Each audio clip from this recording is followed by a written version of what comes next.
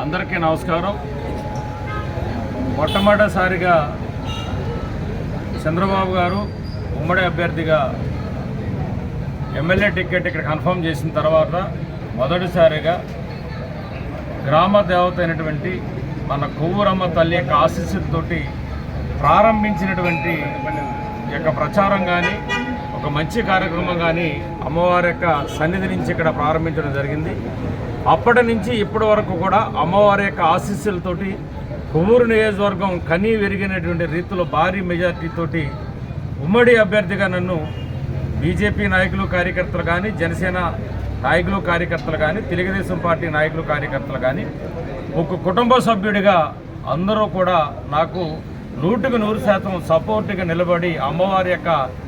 దీవెనతోటి ఆశీస్సులతోటి వాళ్ళు బ్రహ్మాండంగా పనిచేశారు. అందరూ కూడా రేంబౌళ్ళు కూడా రాత్రులు పగలు ఎండను కూడా లెక్క చేయకోకుండా అందరూ కూడా కష్టపడిన ఫలితమే ఇవాళ కొవ్వూరు నియోజకవర్గంలో 34,000 దాదాపుగా 34,000 మెజార్టీతో వీళ్ళు గెలుపొందిన పరిస్థితి జరిగింది. వారందరికీ కూడా ప్రత్యేకంగా అభినందనలు కృతజ్ఞతలు తెలియజేసుకుంటూ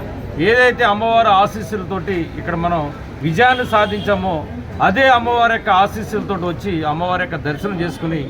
అమ్మవారి యొక్క సెలవుతోటి ఈ యొక్క నియోజకవర్గాన్ని ముందుకు తీసుకెళ్లడంలో కానీ, పట్టణాన్ని అభివృద్ధి సంక్షేమంలో ముందుకు తీసుకెళ్లడంలో కానీ ముందుకు వెళ్తామని చెప్పని తెలియజేసుకుంటూ రాబోయేటువంటి పుష్కరాల సందర్భం కూడా కొవ్వూరు నియోజకవర్గానికి మనకున్నటువంటి యొక్క అమ్మవారి యొక్క ఆశీస్సులతోటి పుష్కరాలు కూడా ఇక్కడ విజయవంతం చేసుకుని భక్తులు కానీ, నాయకులు కానీ, కార్యకర్తలు కానీ ఇబ్బంది లేకుండా ముందుకు వెళ్ళేలాగా అమ్మవారి యొక్క ఆశీస్సులు ఉండాలని రాబోయేటువంటి రోజుల్లో ఈ నియోజకవర్గం ఎప్పుడు కూడా నాయకులు, కార్యకర్తలు, ప్రజలు అందరూ కూడా సుఖ సంతోషాలతోటి ఆనందంతో ఉండి వారి యొక్క కుటుంబ సభ్యులందరూ కూడా సుఖ సంతోషాలతో ఉండాలని ఎప్పుడూ కూడా అన్ని వేళల ప్రజలందరూ ఎప్పుడు కూడా ఈ యొక్క సమాజం కోసం, నియోజకవర్గం కోసం పనిచేసేలాగా నాయకులకి, కార్యకర్తలకి నాకు కూడా స్ఫూర్తినిచ్చి, ధైర్యాన్ని ఇచ్చి, మంచి శక్తినిచ్చి ముందుకెళ్లేలాగా అమ్మవారు ఆశీస్సులు ఉండాలని చెప్పని అమ్మవారిని మరొక్కసారి కోరుకుంటూ నాయకులకి, కార్యకర్తలకు అభినందనలు తెలియజేసుకుంటూ ఇక నుంచి మనం పార్టీలకు అతీతంగా ఎవరో కూడా ఎటువంటి రాగద్వేషాలకు ఎటువంటి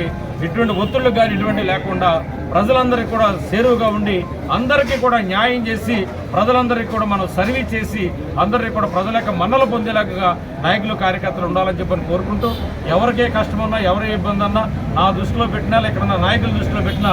ఎవరికి ఎటువంటి ఇబ్బంది లేకుండా అందరినీ కలుపుకొని అన్నదమ్ముల్లాగా 3 పార్టీలకు సంబంధించిన నాయకులు కానీ, కార్యకర్తలు కానీ ఒక ఇంటిలో అన్నదమ్ముల్లాగా కలిసి వెళ్తూ మన నియోజకవర్గాన్ని, మన పట్టణాన్ని, మన వార్డుల్ని, మన యొక్క ప్రతి పల్లిని కూడా మనం అభివృద్ధి పదంలో ముందుకెళ్ళి ప్రజలకు సర్వీస్ చేసే విధంగా అందరూ కూడా సహకరించాలని చెప్పిన నాయకుల్ని, కార్యకర్తలతో పాటు ఆ అమ్మవారిని కూడా మనస్ఫూర్తిగా కోరుకుంటా ఉన్నా. Thank you.